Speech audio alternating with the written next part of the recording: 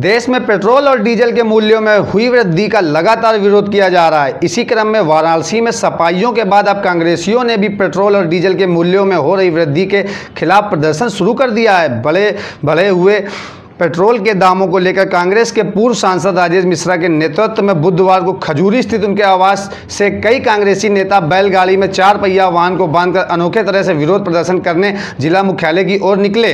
कांग्रेसी कार्यकर्ता प्रदर्शन करते हुए जैसे ही मकबूल आलम रोड पहुंचे, कैंट पुलिस ने प्रदर्शन रुकवाकर बैलगाड़ी और वाहनों को वहीं खड़ा करवा दिया और अपने साथ पैदल ही जिला मुख्यालय तक कांग्रेसी नेताओं को ज्ञापन सौंपने के लिए कचहरी ले आए। कांग्रेस नेता राजेश मिश्रा ने केंद्र सरकार पर आरोप लगाते हुए कहा कि लगातार डीजल और पेट्रोल के दाम बढ़ाते जा रहे हैं, जबकि अंतर्राष्ट्रीय बाजार में तेल काफी सस्ता है। लॉकडाउन खत्म होते ही जैसे ही अनलॉक फेज शुरू हुआ और तेलों की मांग बढ़ी, वैसे ही सरकार ने तेल के दाम बढ़ा। कितना दाम बढ़ा है वो स्पष्ट है। इंटरनेशनल मार्केट में आज की तारीख में 18 से 20 रुपए डीजल और पेट्रोल का दाम है और मोदी सरकार इसे 80 तक पहुंचा दी है।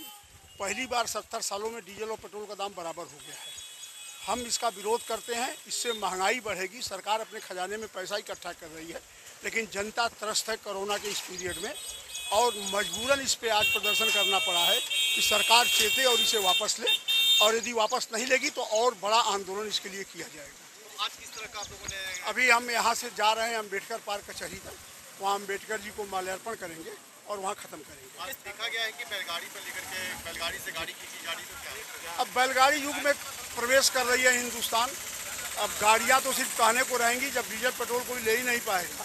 तो बैलगाड़ी युग में हम आ रहे हैं। 70 साल पहले वाला युग फिर हिंदुस्तान में आ रहा है और इसीलिए बैलगाड़ी का हम लोगों ने इस्तेमाल किया है कि डीजल और पेट्रोल नहीं है तो हम अपनी गाड़ियों को उसी से खींचें, इसलिए ऐसा कर रहे हैं। और हमें लगता है कि सरकार पूरे इंटरनेशनल मार्केट में डीजल और पेट्रोल का दाम इतना नहीं है जितना हिंदुस्तान में आज की तारीख में है। और बात की जाए लॉकडाउन के समय तो तेल का दाम नहीं बढ़ा था, अब लॉकडाउन खत्म होते ही तेलों का दाम क्यों? देखिए, ऐसा है कि लॉकडाउन के समय में पेट्रोल डीजल की बिक्री ही नहीं थी, पेट्रोल पंप खाली पड़े थे। और जब से अनलॉकडाउन फर्स्ट शुरू हुआ है तब से धीमे धीमे डीजल और पेट्रोल की रफ्तार बढ़ी है, थोड़ी थोड़ी गाड़ियाँ चलने लगी हैं और अब तेज़ी पकड़ा है। और जैसे ही तेज़ी पकड़ा है डीजल पेट्रोल का दाम आसमान छूने लगा है।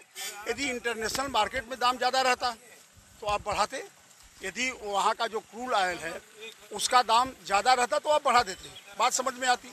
लेकिन वहाँ तो दाम प्रतिदिन घट रहा है और वहाँ घट रहा है और हिंदुस्तान में प्रतिदिन बढ़ रहा है और इतना बढ़ गया है कि डीजल और पेट्रोल का भाव एक हो गया, दोनों में कोई अंतर नहीं रहा, तो इससे महंगाई बढ़े। लॉकडाउन खत्म होते ही जैसे ही अनलॉक फेज शुरू हुआ और तेलों की मांग बढ़ी, वैसे ही सरकार ने तेल के दाम बढ़ा दिए।